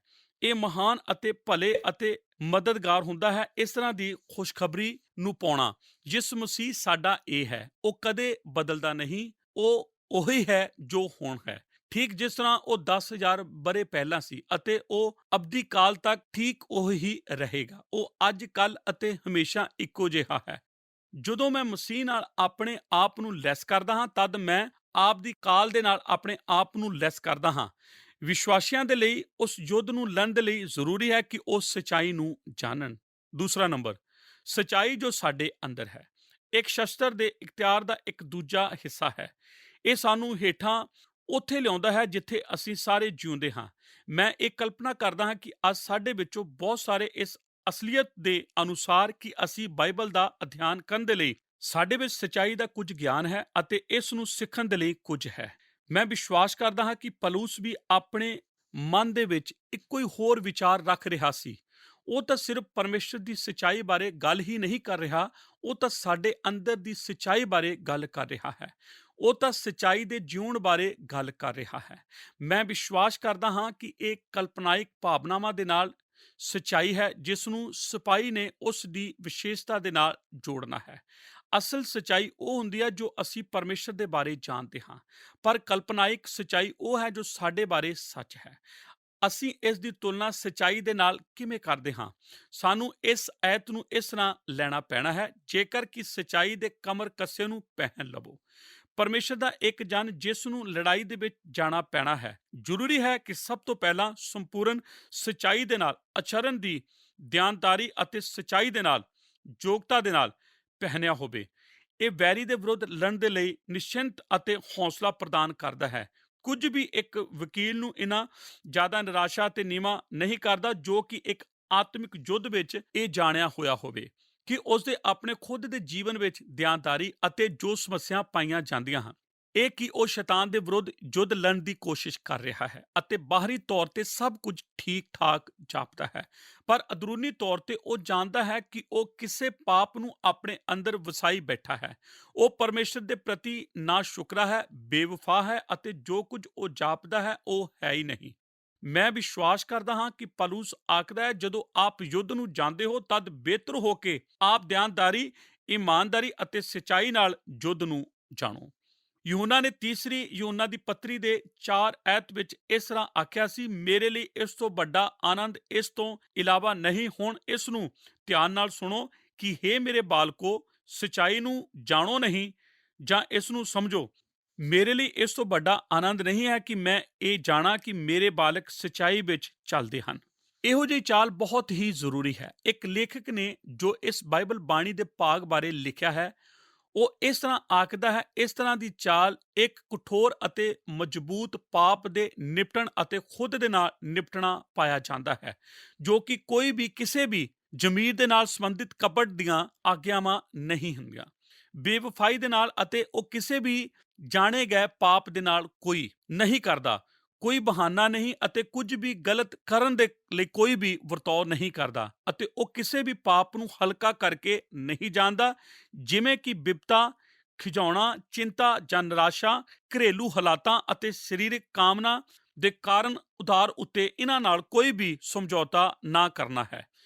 ਇਹ ਸਾਨੂੰ ਬੇਬਸ ਕਰਦਾ ਹੈ। ਇਹ ਇਹਨਾਂ ਚੀਜ਼ਾਂ ਦੇ ਉਸੇ ਤਰ੍ਹਾਂ ਸਾਹਮਣਾ ਕਰਨਾ ਜਿਸ ਤਰ੍ਹਾਂ ਕਿ ਉਹ ਹੈ ਅਤੇ ਉਹਨਾਂ ਨੂੰ ਉਹਨਾਂ ਦੇ ਠੀਕ ਨਾਮਾਂ ਦੇ ਨਾਲ ਪੁਕਾਰਨ ਦੇ ਲਈ ਇਸ ਲੇਖਕ ਨੇ ਇਸ ਤਰ੍ਹਾਂ ਆਖਿਆ ਸੀ, ਉਹ ਜੋ ਕਿ ਸੱਚਾਈ ਹੈ, ਇਹ ਸਮੁੱਚੀ ਸ਼ਖਸੀਅਤ ਨੂੰ ਇਸ ਦੇ ਹਰੇਕ ਹਿੱਸੇ ਨੂੰ ਸੱਚਾ ਬਣਾਉਣ ਦੇ ਵਿੱਚ ਆਪਣੇ ਕਾਬੂ ਵਿੱਚ ਕਰਦੀ ਹੈ। ਅੰਦਰੂਨੀ ਆਚਰਣ ਦੇ ਨਾਲ ਸ਼ੁਰੂ ਕਰਦਿਆਂ ਅਤੇ ਬਾਹਰੀ ਆਚਰਣ ਦੇ ਨਾਲ ਇਸ ਨੂੰ ਸਮਾਪਤ ਕਰਦਿਆਂ। ਜੋ ਕੁਝ ਪਾਲੂਸ ਆਖ ਰਿਹਾ ਹੈ ਇਹ ਉਹ ਹੈ, ਜਦੋਂ ਆਪ ਸ਼ੈਤਾਨ ਦੇ ਨਾਲ ਯੁੱਧ ਲੜਦੇ ਹੋ ਤਦ ਇਸ ਵਿੱਚ ਕੋਈ ਬਹਾਨਾ ਕਰਨ ਵਾਲਾ ਨਹੀਂ ਹੋ ਸਕਦਾ। ਇਸ ਵਿੱਚ ਕੋਈ ਵੀ ਨਕਲ ਨਹੀਂ ਹੋ ਸਕਦੀ। ਆਪ ਨੂੰ ਠੀਕ ਉਹੀ ਹੋਣਾ ਪੈਣਾ ਹੈ ਜੋ ਕੁਝ ਆਪ ਹੋ। ਆਪ ਨੂੰ ਠੀਕ ਆਪਣੇ ਅੰਦਰੋਂ ਅਸਲ ਹੋਣਾ ਪੈਣਾ ਹੈ। ਇਹਨਾਂ ਕਾਰਨਾਂ ਵਿੱਚ ਇੱਕ ਜਿਸ ਕਰਕੇ ਅੱਜ ਅਸੀਂ ਚਰਚ ਦੇ ਵਿੱਚ ਇੰਨਾ ਰਸ਼ ਪਾਉਂਦੇ ਹਾਂ ਅਤੇ ਕਿਉਂ ਸਾਡੇ ਵਿੱਚੋਂ ਜ਼ਿਆਦਾ ਇਸ ਯੁੱਧ ਨੂੰ ਹਾਰ ਰਹੇ ਹਨ, ਉਹ ਇਸ ਕਰਕੇ ਹੈ ਕਿਉਂਕਿ ਸਾਡੇ ਵਿੱਚ ਜ਼ਿਆਦਾਤਰ ਅਗਲੀ ਪੀੜ੍ਹੀ ਵਾਲੇ ਮਸੀਹੀ ਹਨ ਜੋ ਕਿ ਇਹ ਸਿੱਖਦਿਆਂ ਵੱਡੇ ਹੋਏ ਹਨ ਕਿ ਖੇਡ ਕਿਵੇਂ ਖੇਡੀ ਦੀ ਹੈ। ਅਸੀਂ ਸਾਰੇ ਹੀ ਉਚਿਤ ਸ਼ਬਦ ਜਾਣਦੇ ਹਾਂ ਅਤੇ ਅਸੀਂ ਜਾਣਦੇ ਹਾਂ ਇਹ ਸਭ ਠੀਕ ਉਸੇ ਤਰ੍ਹਾਂ ਕਿਵੇਂ ਕਰੀਦਾ ਹੈ ਜਿਵੇਂ ਕਿ ਹਰੇਕ ਦੂਸਰੇ ਤੋਂ ਇਸ ਨੂੰ ਕਰਨ ਦੀ ਆਸ ਕਰਦਾ ਹੈ। ਮੈਂ ਅਕਸਰ ਹੈਰਾਨ ਹੋਇਆ ਹਾਂ ਕਿ ਬਰਪੇਗਾ ਜੇਕਰ ਸਾਰੇ ਲੋਕ ਆਉਂਦੇ ਹਨ ਅਤੇ ਕਲੀਸਿਆ ਦੀਆਂ ਕਤਾਰਾਂ ਵਿੱਚ ਬੈਠਦੇ ਹਨ ਆਪਣੇ ਨੇਕ ਚਿਹਰਿਆਂ ਨੂੰ ਪਹਿਨਦੇ ਹੋਏ, ਅਤੇ ਇਹ ਤਾਂ ਇੱਕ ਕਿਸਮ ਦਾ ਨਕਲੀ ਦਿਖਾਵਾ ਕਰਨ ਦੇ ਦੁਆਰਾ ਹੀ ਆਉਂਦੇ ਹਨ। ਜੇਕਰ ਇਸ ਨੂੰ ਅਸਲ ਵਿੱਚ ਅੰਦਰੋਂ ਦਿਖਾਇਆ ਜਾਵੇ ਜੋ ਕੁਝ ਉਹਨਾਂ ਦੇ ਮਨ ਦੇ ਵਿੱਚ ਚਮਕਦਾ ਹੈ, ਉਸ ਨੂੰ ਜੇਕਰ ਸਾਡੇ ਲਈ ਵੇਖਣ ਵਾਸਤੇ ਪਰਦੇ ਦੇ ਉੱਤੇ ਚਮਕਾਇਆ ਜਾਵੇ, ਅਸੀਂ ਸਾਰੇ ਉਸ ਨੂੰ ਦੇਖ ਕੇ ਹੈਰਾਨ ਹੋਵਾਂਗੇ। ਇਸ ਤਰ੍ਹਾਂ ਇੱਕ ਖੇਡ ਖੇਡਣਾ ਬਹੁਤ ਹੀ ਆਸਾਨ ਹੈ। ਕੀ ਇਹ ਆਸਾਨ ਨਹੀਂ ਹੈ? ਅਤੇ ਅਸੀਂ ਇਸ ਵਿੱਚ ਬਹੁਤ ਅੱਛੇ ਬਣ ਜਾਂਦੇ ਹਾਂ। ਸਾਡੇ ਵਿੱਚੋਂ ਬਹੁਤ ਸਾਰੇ ਇਸ ਨੂੰ ਲੰਬੇ ਅਰਸੇ ਦੇ ਲਈ ਕਰ ਸਕਦੇ ਹਨ ਅਤੇ ਸ਼ਾਇਦ ਇਸ ਨੂੰ ਬਿਨਾਂ ਜਾਣਦਿਆਂ ਇਹ ਇਸ ਨੂੰ ਇਸ ਤਰ੍ਹਾਂ ਕਰਦੇ ਰਹੇ ਹਨ। ਅਸੀਂ ਇਸ ਦੀ ਜਿੰਨੀ ਜ਼ਿਆਦਾ ਆਦਤ ਬਣਾ ਲੈਂਦੇ ਹਾਂ ਅਤੇ ਫਿਰ ਅਸੀਂ ਸੋਚਦੇ ਹਾਂ ਕਿ ਇਹ ਜੋ ਖੇਡਦੇ ਹਾਂ ਇੱਕ ਅਸਲੀਅਤ ਹੈ, ਫਿਰ ਅਚਾਨਕ ਹੀ ਅਸੀਂ ਯੁੱਧ ਵਿੱਚ ਜੁੜਦੇ ਹਾਂ ਅਤੇ ਅਸੀਂ ਵੈਰੀ ਦੇ ਨਾਲ ਯੁੱਧ ਲੜ ਰਹੇ ਹੁੰਦੇ ਹਾਂ। ਅਤੇ ਜਿਸ ਸਮੇਂ ਸਾਡੇ ਉੱਤੇ ਹਮਲਾ ਬੋਲਿਆ ਜਾਂਦਾ ਹੈ, ਜਿੱਥੇ ਅਸਲੀਅਤ ਦੀ ਮੰਗ ਕੀਤੀ ਜਾਂਦੀ ਹੈ ਅਤੇ ਇਹ ਸਾਡੇ ਲਈ ਬਹੁਤ ਹੀ ਡਰਾਉਣਾ ਅਚੰਭਾ ਹੁੰਦਾ ਹੈ। ਜੀ ਹਾਂ, ਮੈਂ ਇਸ ਦੇ ਹੱਕ ਵਿੱਚ ਨਹੀਂ ਹਾਂ। ਇਹ ਮੇਰੇ ਜੀਵਨ ਦਾ ਸੱਚ ਨਹੀਂ ਹੈ। ਅਸੀਂ ਸੁਧਾਰੇ ਜਾਂਦੇ ਹਾਂ ਅਤੇ ਅਸੀਂ ਚੋਟ ਖਾਣ ਦੇ ਯੋਗ ਹੁੰਦੇ ਹਾਂ ਕਿਉਂਕਿ ਉੱਥੇ ਸਾਡੇ ਵਿੱਚ ਸੱਚਾਈ ਨਹੀਂ ਹੁੰਦੀ। ਸਾਨੂੰ ਆਪਣੇ ਜੀਵਨਾਂ ਨੂੰ ਬਾਹਰੀ ਤੌਰ ਤੇ ਨਹੀਂ ਜੀਣਾ ਪੈਣਾ ਤਾਂ ਕਿ ਲੋਕ ਸਾਡੇ ਬਾਹਰੀ ਠੀਕ ਸੋਚਣ। ਸਾਨੂੰ ਆਪਣੇ ਜੀਵਨ ਨੂੰ ਇਹ ਜਾਣਦਿਆਂ ਅੰਦਰੋਂ ਜਿਉਣਾ ਪੈਣਾ ਹੈ ਕਿ ਪਰਮੇਸ਼ਰ ਹੀ ਸੱਚਾ ਨਿਆਂ ਕਰਨ ਵਾਲਾ ਹੈ ਅਤੇ ਉਹ ਸਾਤੋਂ ਅਸਲ ਹੋਣ ਦੀ ਖੁਆਇਸ਼ ਰੱਖਦਾ ਹੈ। ਮਸੀਹੀ ਜੀਵਨ ਦੀਆਂ ਅਸਲੀਅਤਾਂ ਸਭ ਤੋਂ ਮਹਾਨ ਕੁੱਲ ਸੰਪત્ਤੀ ਇੱਕ ਯੋਧੇ ਲਈ ਲੜਾਈ ਵਿੱਚ ਰੱਖਣ ਦੀ ਚੀਜ਼ ਹੁੰਦੀ ਹੈ ਕਿ ਆਪ ਅਸਲ ਕੀ ਹੋ, ਕਿ ਆਪ ਸੱਚੇ ਹੋ। ਮੈਂ ਸੋਚਦਾ ਹਾਂ ਕਿ ਸਾਡੇ ਪ੍ਰਭੂ ਨੇ ਉਸ ਦੀ ਸ਼ਕਤੀ ਨੂੰ ਆਪਣੇ ਜੀਵਨ ਦੇ ਵਿੱਚ ਪ੍ਰਦਰਸ਼ ਕੀਤਾ ਸੀ। ਕਿ ਆਪ ਨੂੰ ਯਾਦ ਹੈ ਕਿ ਜਦੋਂ ਯੀਸ਼ੂ ਨੂੰ ਲਿਜਾਇਆ ਜਾਣ ਵਾਲਾ ਸੀ ਕਿ ਉਹ ਉਸ ਨੂੰ ਸਲੀਬ ਉੱਤੇ ਦੇਣ, ਉਸ ਨੇ ਆਖਿਆ ਸੀ, ਤੁਹਾਡੇ ਵਿੱਚੋਂ ਕੌਣ ਮੇਰੇ ਉੱਤੇ ਦੋਸ਼ ਲਾਉਂਦਾ ਹੈ? ਉਹ ਚੁੱਪ ਅਤੇ ਗੂੰਗੇ ਬਣ ਕੇ ਖੜੇ ਰਹੇ। ਉਹ ਨਹੀਂ ਜਾਣਦੇ ਕਿ ਕੀ ਆਖਦੇ ਹਨ ਔਰ ਉਹ ਕੀ ਸ਼ਬਦ ਬੋਲ ਰਹੇ ਸਨ। ਕਿ ਆਪ ਨੂੰ ਯਾਦ ਹੈ ਕਿਉਂਕਿ ਉਹਨਾਂ ਕੋਲ ਕੁਝ ਵੀ ਨਹੀਂ ਸੀ ਜਿਨ੍ਹਾਂ ਨੂੰ ਆਖ ਸਕਣ। ਉਹ ਪੂਰੀ ਤਰ੍ਹਾਂ ਉਹੀ ਸੀ ਜਿਸ ਤਰ੍ਹਾਂ ਹੋਣ ਦਾ ਉਸ ਨੂੰ ਦਾਅਵਾ ਕੀਤਾ ਸੀ। ਜਦੋਂ ਮਸੀਹ ਸਲੀਬ ਕੋਲ ਗਿਆ ਤਦ ਉਹ ਸਿਪਾਹੀ ਜਿਸ ਨੂੰ ਉਸ ਦੇ ਸਲੀਬ ਦਿੱਤੇ ਜਾਣ ਦਾ ਕੰਮ ਸੌਂਪਿਆ ਗਿਆ ਸੀ, ਉਸ ਨੇ ਉਸ ਨੂੰ ਮਾਰਦੇ ਵੇਖਿਆ ਅਤੇ ਆਖਿਆ, ਸੱਚਮੁੱਚ ਇਹ ਪਰਮੇਸ਼ਰ ਦਾ ਪੁੱਤਰ ਸੀ। ਉਹ ਇਸ ਤਰ੍ਹਾਂ ਕਿਵੇਂ ਆਖ ਸਕਦਾ ਸੀ? ਉਸ ਨੇ ਉਸ ਨੂੰ ਵੇਖਿਆ ਸੀ ਅਤੇ ਉਸ ਨੇ ਅਸਲੀਅਤ ਨੂੰ ਵੇਖਿਆ ਸੀ। ਉਹ ਡਾਕੂ ਜੋ ਸਲੀਬ ਉੱਤੇ ਲਟਕ ਰਿਹਾ ਸੀ, ਉਸ ਨੇ ਆਖਿਆ ਸੀ, ਇਸ ਮਨੁੱਖ ਨੇ ਕੁਝ ਵੀ ਬੁਰਾ ਨਹੀਂ ਕੀਤਾ। ਉਸ ਨੇ ਇਸ ਤਰ੍ਹਾਂ ਕਿਉਂ ਆਖਿਆ? ਉਸ ਨੇ ਮਸੀਹ ਦੀ ਅਸਲੀਅਤ ਨੂੰ ਵੇਖਿਆ ਸੀ। ਆਪ ਗੌਰ ਕਰੋ, ਯੀਸ਼ੂ ਮਸੀਹ ਸੱਚਾਈ ਦੇ ਕਮਰ ਕਸ ਦੇ ਨਾਲ ਲੈਸ ਕੀਤੇ ਗਏ ਸਨ। ਉਹ ਅਸਲ ਸਨ, ਉਹ ਸੱਚੇ ਸਨ ਕਿਉਂਕਿ ਉਹ ਸੱਚਾਈ ਸੀ ਅਤੇ ਉਸ ਦਾ ਆਚਰਣ ਪ੍ਰਗਟ ਕੀਤਾ ਗਿਆ ਸੀ। ਆਪ ਜਾਣਦੇ ਹੋ ਕਿ ਪਰਮੇਸ਼ਰ ਪ੍ਰਸਤ ਜੀਵਨ ਸਾਮਰਥ ਦੇ ਵਰਗਾ ਕੁਝ ਵੀ ਨਹੀਂ ਹੁੰਦਾ ਜੋ ਕਿ ਉਸ ਸੇਵਾ ਨੂੰ ਭਾਵੇਂ ਕੁਝ ਵੀ ਹੋਵੇ ਸ਼ਕਤੀ ਪ੍ਰਦਾਨ ਕਰ ਸਕੇ, ਅਤੇ ਦੋਸ਼ੀ ਜ਼ਮੀਰ ਵਰਗੀ ਕੋਈ ਵੀ ਚੀਜ਼ ਨਹੀਂ ਹੁੰਦੀ ਜੋ ਤੁਹਾਨੂੰ ਯੁੱਧ ਦੇ ਵਿੱਚ ਨਾਸ਼ ਕਰ ਸਕੇ। ਪਿਆਰੇ ਦਰਸ਼ਕੋ, ਸਾਡੇ ਨਾਲ ਇਸ ਪ੍ਰੋਗਰਾਮ ਦੇ ਵਿੱਚ ਆਖੀਰ ਤੱਕ ਬਣੇ ਰਹਿਣ ਦੇ ਲਈ ਤੁਹਾਡਾ ਸਭਨਾਂ ਦਾ ਬਹੁਤ-ਬਹੁਤ ਧੰਨਵਾਦ। ਅੱਜ ਅਸੀਂ ਡਾਕਟਰ ਡੇਵਿਡ ਜਰਮਾਇਆ ਦੇ ਨਾਲ ਆਤਮਿਕ ਯੁੱਧ ਉੱਤੇ ਚਰਚਾ ਕਰਦੇ ਹੋਏ ਸੱਚਾਈ ਦੇ ਕਮਰ ਕੱਸੇ ਬਾਰੇ ਗੱਲਬਾਤ ਕਰ ਰਹੇ ਸੀ। ਅਸੀਂ ਕਮਰ ਕੱਸੇ ਦੇ ਇਸਤੇਮਾਲ ਨੂੰ ਵੇਖਿਆ। ਕਿਸੇ ਵੀ ਸਿਪਾਹੀ ਦੇ ਲਈ ਕਮਰ ਕੱਸਾ ਬਹੁਤ ਮਹੱਤਵਪੂਰਨ ਹੈ ਕਿਉਂਕਿ ਇਸ ਦੇ ਜ਼ਰੀਏ ਉਹ ਆਪਣੇ ਆਪ ਨੂੰ ਯੁੱਧ ਵਿੱਚ ਗਤੀਸ਼ੀਲ ਰੱਖਦਾ ਹੈ। ਪੌਲੁਸ ਸਾਨੂੰ ਸੱਚਾਈ ਦੇ ਨਾਲ ਆਪਣੀ ਕਮਰ ਕੱਸ ਕੇ ਖੜੇ ਹੋਣ ਨੂੰ ਕਹਿੰਦਾ ਹੈ ਕਿਉਂਕਿ ਅਸੀਂ ਸਿੱਖ ਚੁੱਕੇ ਹਾਂ ਕਿ ਸ਼ੈਤਾਨ ਧੋਖਾ ਦੇਣ ਵਾਲਾ ਹੈ, ਉਹ ਝੂਠਾ ਹੈ ਅਤੇ ਉਹ ਕੁਧਰਮ ਅਤੇ ਧੋਖੇ ਦੇ ਨਾਲ ਸਾਨੂੰ ਤੰਗ ਕਰਦਾ ਅਤੇ ਸਾਨੂੰ ਘਾਤ ਕਰਕੇ ਨਾਸ਼ ਕਰਨ ਦੀ ਕੋਸ਼ਿਸ਼ ਕਰਦਾ ਹੈ। ਇਹੋ ਉਹਦੀ ਸੱਚਾਈ ਹੈ। ਦੂਜੇ ਪਾਸੇ ਪ੍ਰਭੂ ਯਿਸੂ ਮਸੀਹ ਜੀ ਸਾਨੂੰ ਕਹਿੰਦੇ ਹਨ ਕਿ ਉਹ ਰਾਹ ਅਤੇ ਸੱਚਾਈ ਹਨ। ਜੀ ਹਾਂ, ਯਿਸੂ ਮਸੀਹ ਹੀ ਸੱਚਾਈ ਹੈ। ਜਦੋਂ ਅਸੀਂ ਉਸ ਨੂੰ ਪਹਿਨ ਲੈਂਦੇ ਹਾਂ ਤਾਂ ਅਸੀਂ ਸ਼ੈਤਾਨ ਦੇ ਧੋਖੇ ਅਤੇ ਫਰੇਬ ਦਾ ਸਾਹਮਣਾ ਕਰ ਸਕਦੇ ਹਾਂ। ਪ੍ਰਭੂ ਯਿਸੂ ਜੀ ਨੇ ਆਪ ਵੀ ਸ਼ੈਤਾਨ ਦੇ ਨਾਲ ਆਪਣੇ ਯੁੱਧ ਨੂੰ, ਜਦੋਂ ਉਹ ਬਿਆਬਾਨ ਦੇ ਵਿੱਚ ਭੁੱਖੇ ਸੀ, ਸੱਚਾਈ ਦੇ ਨਾਲ ਹੀ ਜਿੱਤਿਆ ਸੀ।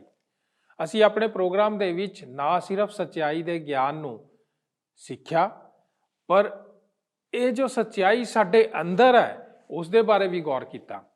ਦੋਸਤੋ, ਅਸੀਂ ਜਿੰਨੇ ਵੀ ਅੱਜ ਇਸ ਬਾਈਬਲ ਅਧਿਐਨ ਦੇ ਵਿੱਚ ਪਰਮੇਸ਼ਰ ਦੇ ਵਚਨ ਨੂੰ ਸਿੱਖਣ ਦੇ ਲਈ ਇਕੱਠੇ ਹੋਏ ਹਾਂ, ਉਹ ਇਸ ਕਰਕੇ ਹੈ ਕਿਉਂਕਿ ਸਾਨੂੰ ਸੱਚਾਈ ਦਾ ਗਿਆਨ ਹੈ। ਪਰ ਪੌਲੁਸ ਸਿਰਫ ਪਰਮੇਸ਼ਰ ਦੀ ਸੱਚਾਈ ਬਾਰੇ ਹੀ ਗੱਲ ਨਹੀਂ ਕਰ ਰਿਹਾ, ਪਰ ਉਹ ਤਾਂ ਉਸ ਸੱਚਾਈ ਦੇ ਬਾਰੇ ਵੀ ਗੱਲ ਕਰ ਰਿਹਾ ਹੈ ਜੋ ਕਿ ਸਾਡੇ ਅੰਦਰ ਹੈ। ਉਹ ਸੱਚਾਈ ਦੇ ਜੀਵਨ ਬਾਰੇ ਸਾਨੂੰ ਸਮਝਾ ਰਿਹਾ। ਅਸਲ ਸੱਚਾਈ ਉਹ ਹੁੰਦੀ ਹੈ ਜੋ ਅਸੀਂ ਪਰਮੇਸ਼ਰ ਦੇ ਬਾਰੇ ਜਾਣਦੇ ਹਾਂ। ਇਹੀ ਉਹ ਸੱਚਾਈ ਹੈ ਜੋ ਸਾਨੂੰ ਯੁੱਧ ਵਿੱਚ ਟਿਕੇ ਰਹਿਣ ਦੇ ਲਈ ਹੌਸਲਾ ਪ੍ਰਦਾਨ ਕਰਦੀ ਹੈ। ਪਰਮੇਸ਼ਰ ਦੇ ਕਿਸੇ ਵੀ ਜਨ ਨੂੰ ਜਦ ਕਿਸੇ ਲੜਾਈ ਵਿੱਚ ਜਾਣਾ ਪੈਂਦਾ ਤਾਂ ਜ਼ਰੂਰੀ ਹੈ ਕਿ ਉਹ ਆਚਰਣ ਸੱਚਾਈ ਦੀ ਯੋਗਤਾ ਦੇ ਨਾਲ ਭਰਿਆ ਹੋਵੇ। ਇਹ ਸ਼ੈਤਾਨ ਦੇ ਖਿਲਾਫ ਲੜਨ ਦੇ ਵਿੱਚ ਉਹਨੂੰ ਨਿਸ਼ਚਿੰਤਤਾ ਅਤੇ ਹੌਸਲਾ ਪ੍ਰਦਾਨ ਕਰਦਾ ਹੈ। ਸੋ ਦੋਸਤੋ, ਯਾਦ ਰੱਖੋ ਕਿ ਜਿੰਨੇ ਵੀ ਅਸੀਂ ਮਸੀਹ ਦੇ ਵਿੱਚ ਹਾਂ, ਉਹ ਆਤਮਿਕ ਯੁੱਧ ਦੇ ਵਿੱਚ ਹਾਂ। ਇਸ ਲਈ ਆਓ ਸ਼ੈਤਾਨ ਦਾ ਸਾਹਮਣਾ ਕਰਨ ਦੇ ਲਈ ਸੱਚਾਈ ਦੇ ਕਮਰ ਕੱਸੇ ਨਾਲ ਆਪਣੇ ਲੱਕ ਨੂੰ ਬੰਨ੍ਹ ਕੇ ਖੜੇ ਹੋ ਜਾਈਏ। ਪਰਮੇਸ਼ਰ ਅੱਜ ਦੇ ਵਚਨਾਂ ਤੋਂ ਤੁਹਾਨੂੰ ਸਾਰਿਆਂ ਨੂੰ ਬਹੁਤ ਆਸ਼ੀਸ਼ ਦੇਵੇ। ਦੋਸਤੋ, ਹੁਣ ਅਸੀਂ ਆਪਣੇ ਪ੍ਰੋਗਰਾਮ ਨੂੰ ਇੱਥੇ ਹੀ ਸਮਾਪਤ ਕਰਦੇ ਹਾਂ। ਇਜਾਜ਼ਤ ਦਿਓ, ਅਗਲੇ ਪ੍ਰੋਗਰਾਮ ਦੇ ਵਿੱਚ ਫੇਰ ਮੁਲਾਕਾਤ ਹੋਏਗੀ। ਆਓ ਪ੍ਰਾਰਥਨਾ ਕਰੀਏ। ਸਾਡੇ ਮਹਾਨ ਸਾਮਰਥੀ ਪਰਮੇਸ਼ਰ ਪ੍ਰਭੂ ਯਿਸੂ ਮਸੀਹ ਜੀ ਦੇ ਨਾਂ 'ਚ ਤੁਹਾਡਾ ਧੰਨਵਾਦ ਕਰਦੇ ਹਾਂ ਪ੍ਰਭੂ, ਅੱਜ ਦੀ ਆਤਮਿਕ ਸਿੱਖਿਆ ਵਾਸਤੇ ਕਿ ਤੁਸੀਂ ਸਾਨੂੰ ਪਿਤਾ ਪਰਮੇਸ਼ਰ ਸੱਚਾਈ ਦੇ ਕਮਰ ਕੱਸੇ ਬਾਰੇ ਦੱਸਿਆ। ਪ੍ਰਭੂ, ਤੁਸੀਂ ਸਾਨੂੰ ਦੱਸਿਆ ਕਿ ਇਹ ਸੱਚਾਈ ਦਾ ਕਮਰ ਕੱਸਾ ਜੋ ਕਿ ਇੱਕ ਤੁਹਾਡੀ ਔਰ ਤੋਂ ਦਿੱਤਾ ਗਿਆ ਸਾਨੂੰ ਆਤਮਿਕ ਸ਼ਸਤਰ ਬਸਤਰ ਹੈ, ਸਾਨੂੰ ਪ੍ਰਭੂ ਜੀ ਤੁਹਾਡੀ ਸੱਚਾਈ ਨਾਲ ਜਾਣੂ ਕਰਵਾਉਂਦਾ। ਅਸੀਂ ਤੁਹਾਡੀ ਸੱਚਾਈ 'ਚ ਮਜ਼ਬੂਤ ਹੋ ਜਾਂਦੇ ਹਾਂ, ਔਰ ਜਦੋਂ ਅਸੀਂ ਤੁਹਾਡੀ ਸੱਚਾਈ 'ਚ ਮਜ਼ਬੂਤ ਹੁੰਦੇ ਹਾਂ ਤਾਂ ਤੁਸੀਂ ਪਿਤਾ ਪਰਮੇਸ਼ਰ ਸਾਨੂੰ ਪ੍ਰਭੂ ਜੀ ਸ਼ੈਤਾਨ 'ਤੇ ਜਿੱਤ ਪ੍ਰਾਪਤ ਕਰਨ ਵਾਸਤੇ ਆਸ਼ੀਸ਼ ਦਿੰਦੇ ਹੋ। ਪਿਤਾ ਪਰਮੇਸ਼ਰ, ਇਸ ਕਮਰ ਕੱਸੇ ਦੇ ਜ਼ਰੀਏ ਅਸੀਂ ਆਪਣੇ ਆਪ ਨੂੰ ਗਤੀਸ਼ੀਲ ਬਣਾਉਂਦੇ ਹਾਂ, ਆਪਣੀ ਰੁਕਾਵਟਾਂ ਨੂੰ ਦੂਰ ਕਰਦੇ ਹਾਂ। ਤੁਹਾਡਾ ਧੰਨਵਾਦ ਕਰਦੇ ਹੋ ਪਿਤਾ ਪਰਮੇਸ਼ਰ ਕਿ ਸੱਚਾਈ ਦਾ ਕਮਰ ਕੱਸਾ ਜਿਸ ਦੇ ਬਾਰੇ ਬਾਈਬਲ ਸਾਨੂੰ ਦੱਸਦੀ ਹੈ ਤੁਸੀਂ ਹੋ, ਕਿਉਂਕਿ ਤੁਹਾਡਾ ਵਚਨ ਬੋਲਦਾ ਹੈ ਕਿ ਸੱਚਾਈ ਤੁਸੀਂ ਹੋ। ਪਿਤਾ ਪਰਮੇਸ਼ਰ, ਇਸ ਸੱਚਾਈ ਨੂੰ ਅੱਜ ਤੱਕ ਜਿਸ ਕਿਸੇ ਵੀ ਵਿਅਕਤੀ ਨੇ ਗ੍ਰਹਿਣ ਨਹੀਂ ਕੀਤਾ, ਮੇਰੀ ਪ੍ਰਾਰਥਨਾ ਹੈ ਤੁਸੀਂ ਉਹਨਾਂ ਦੇ ਜੀਵਨ 'ਚ ਕੰਮ ਕਰੋ ਤਾਂ ਕਿ ਉਹ ਇਸ ਦਾ ਭਰਪੂਰੀ ਨਾਲ ਇਸਤੇਮਾਲ ਕਰ ਸਕੇ ਔਰ ਆਪਣੇ ਜੀਵਨ ਨੂੰ ਤੁਹਾਡੇ ਹੱਥਾਂ 'ਚ ਸੌਂਪ ਸਕੇ। ਪ੍ਰਭੂ ਯਿਸੂ ਮਸੀਹ ਜੀ ਦੇ ਨਾਮ 'ਚ ਇਸ ਪ੍ਰਾਰਥਨਾ ਨੂੰ ਮੰਗਦੇ ਹਾਂ, ਆਮੀਨ। ਸਾਰਿਆਂ ਨੂੰ ਜੈ ਮਸੀਹ ਦੀ। ਕੀ ਤੁਹਾਨੂੰ ਇਹ ਪ੍ਰੋਗਰਾਮ ਪਸੰਦ ਆਇਆ? ਹੁਣੇ ਸਾਨੂੰ ਇੱਕ ਮਿਸ ਕਾਲ ਦਿਓ ਤੇ ਤੁਸੀਂ ਅਗਲੇ ਜੇਤੂ ਹੋ ਸਕਦੇ ਹੋ।